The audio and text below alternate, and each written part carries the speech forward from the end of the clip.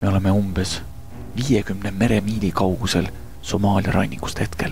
Me oleme tulnud ühe kaaperdatud tankeri pardale. Me tulime siia otsima piraate ja pidama läbirääkimisi, et nad vabastaksid selle laeva meeskonna ja annaksid laeva ilusti tagasi. Me oleme nüüd õnnelikult saanud mööda ankru ketti siia ülemisele tekile ronitud ja liigume nüüd edasi. Keegi tuleb. Nii, meist läks just mööda üks hambuni relvastatud must piraat. Puujalaga ja papagoi oli õla peal. Ma arvan, et tegemist oli kindlasti ninamehega.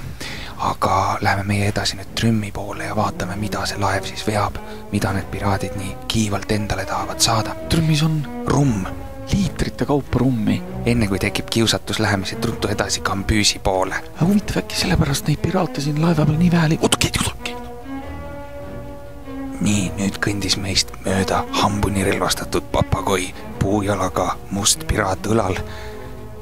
Tundub, et ta on vist papagoide ninamees, aga liigume edasi Kambüüsi poole, Erik. Mis asi Kambüüs on? Köökno. Muidu. Lõhna tunned, midagi on kõrbema läinud. Lähme vaatame, mida siis piraatidele süüa pakutakse. No, laual on valge veini kastmes pardifilee.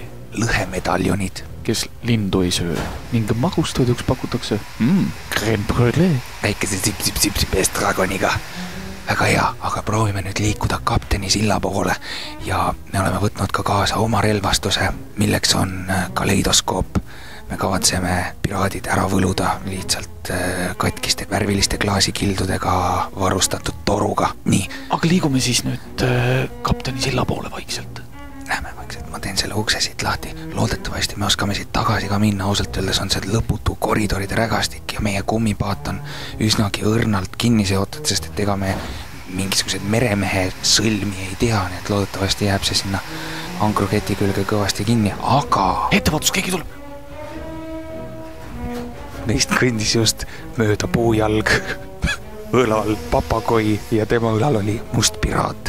Aga nüüd me olemegi kapteni sinna ukse taga ja Erik, kus sa läksid? Erik!